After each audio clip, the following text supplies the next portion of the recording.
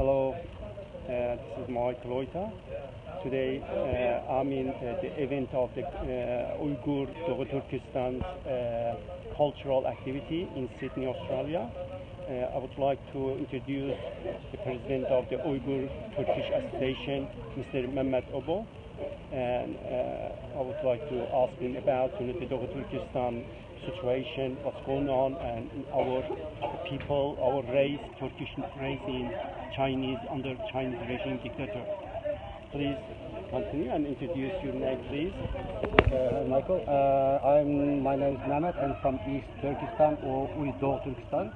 And Doğu Turkestan, Uygur people in Doğu Turkestan is one kind of Turkish people living in Central Asia, and one of the ancient Turkish tribes in Australia, in Central Asia actually. And we came under the Chinese communist control in 1949 when the communist government won over the Chinese National Communist National Party. And since then, our people's conditions getting worse and worse under the Chinese government's suppression, brutal assimilation policies, wiping out our language, culture, everything. And during the Cultural Revolution, our people had a lot of difficulties, and so many of us actually wiped out from the earth, and the globe, and so many people killed by the Chinese Communist Party. But unfortunately, between 1980s and 1995 somewhere, the Chinese Communist government relaxed its policy and releasing many prisoners, and we became a little bit free, and we enjoyed freedom for a while, for about 15-20 years maximum. And in the last 20 years, since 1995, Chinese Communist government changed its policies completely against our people and against Islam, against religion, and against our identity. They are now trying to destroy our culture, language, everything. And these policies, these Chinese assimilation policies of our Uyghur people increased, especially in the last 3 years. And since the beginning of 2017, millions of people of the Uyghur communities and the Kazakh Kyrgyz people, especially our people, were detained, and without any excuse they were taken away from families and put in detention centers for permanently, without any sentencing, without any legal procedures. And now minimum 500,000 children became orphan in our homeland in East Turkestan. They don't have parents, and they were sent to orphanages under very beautiful names given by the Chinese government.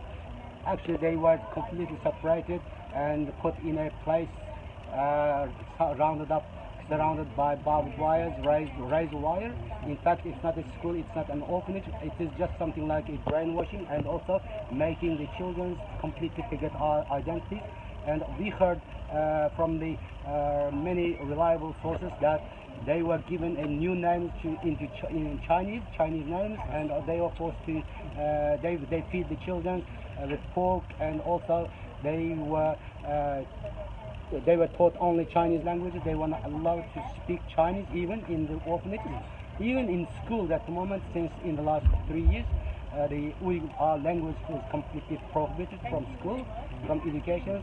All people must speak English. If someone just speak out our language in the communities, they would become a suspicious person, and anytime the government can take them to the detention camp. Okay. Just tell me about something about our women, Turkish women and girls. What is the situation? As I heard, there's some miserable, horrible things going on over there by the Chinese dictator regime. And our culture is the Uyghur culture is specific culture, which is completely different from Chinese culture, and language and religion, Islam. And in our culture and according to our religion, we are not actually, no one wants to voluntarily married to a non-Muslim people. Especially, we are very against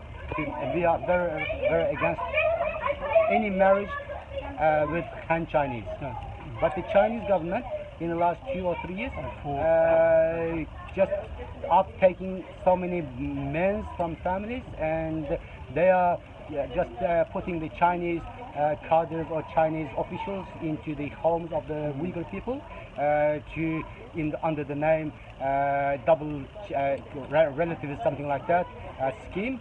But in fact, it is just destroying our families. And then they are trying to even force the ladies, young girls, in case one Chinese guy, for example, like a Uyghur girl, and if he wants to marry to a Uyghur girl, to that girl, and the government force the family members to give her daughters to that Chinese guy by force. If they refuse, they will be taken away, or they will be put in jail easily, or at least for a while. After a while, they will be taken away or to the internment camps or concentration camps.